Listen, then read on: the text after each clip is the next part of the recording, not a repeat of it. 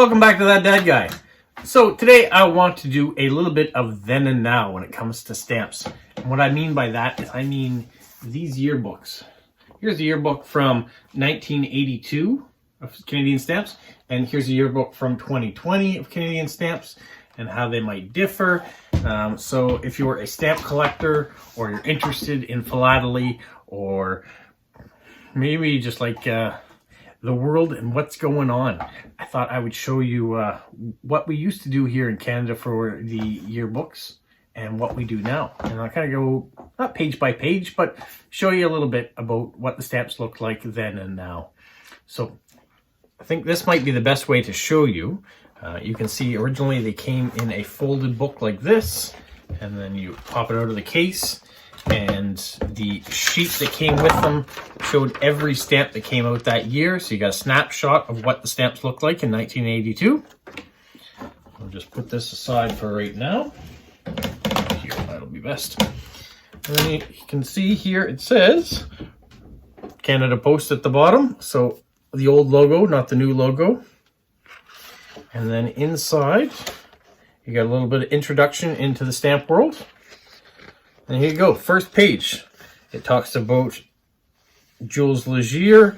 There's the stamp. So what you would have had is an envelope, and in that envelope, all the stamps were inside. So you could peel back the plastic, put in the original stamp. There's just a picture underneath. I don't want to damage the stamp. I don't have my tweezers here, but there's a picture underneath, and you just put the real stamp on top. So there we go. There's the Terry Fox stamp. And so on. A little story about each. You can see here's a continuation of Terry Fox, and there's a French version and an English version to keep it bilingual. The pages are sticking together here. So if you like stamps, and that shows what stamps look like back in '82 for Canada. We're at the Christmas stamps there, and then you've got. Also, what's interesting to note too is the prices of the stamps on it. So if you look back, it was 30 cents to mail a stamp within Canada. Those are all the different ones there. So you've got the smaller denominations too. So there. Yeah, 30 cents to mail it within Canada, and 35 cents to mail it to the United States, and 60 cents to mail it internationally. So there, that's a book from 1982. Now, if we look ahead and go to last year's book of 2020, so now instead of it folding out, you have a book that slides out like such, and your case and your book look the same. There you've got the new logo for Canada Post on the back. And the stamps came in this envelope. It's been sealed. It's just a sticker, so it's just been taken that way. And then when you open up, there's a glossary, so you can go through. It's also in French and English, of course. And you can go page by page and figure out which stamps are on what pages. So that's something that's new now.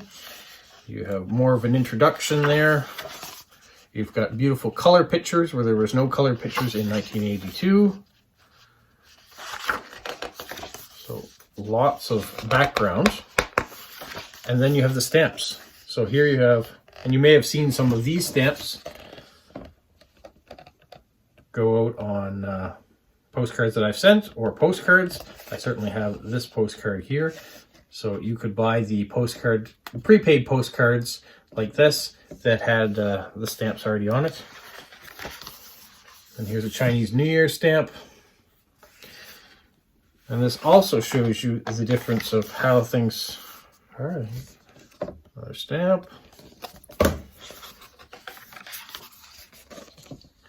You'll notice the colors are more vibrant now in 2020 than they were in 1982. The images are more detailed. So stamps have come a long way. The books are more detailed in the stories that they're telling about each stamp.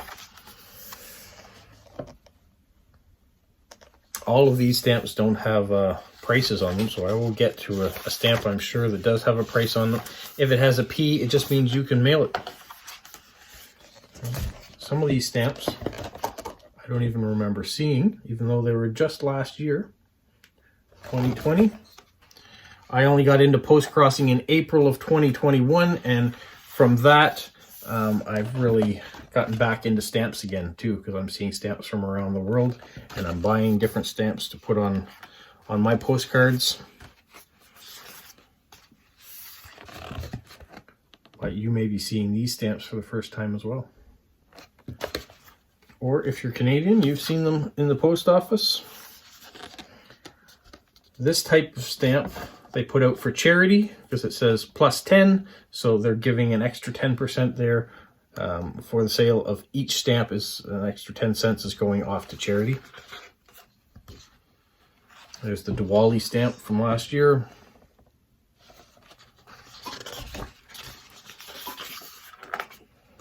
We're getting into some winter stamps.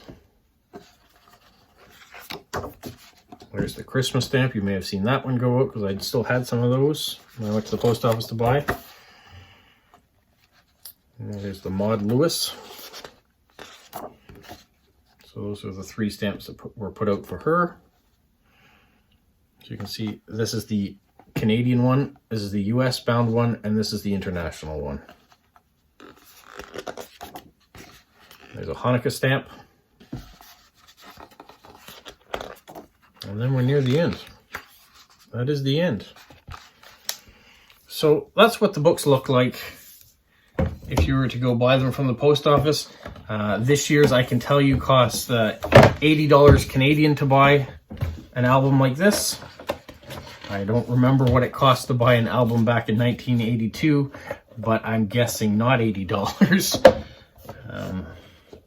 If I had to guess, I might even say it would be probably around $40 for a book back then, which is still quite pricey for what you get, but as a collector, you want the whole thing.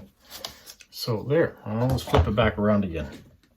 So there you have it. Those are the Canadian stamp albums that come out once a year that show you all the stamps that came out. I showed you 83 or 82. Here's an 83 one. Basically, my father was collecting them in books like this that are all sorted by Scott catalog number up until about 2011.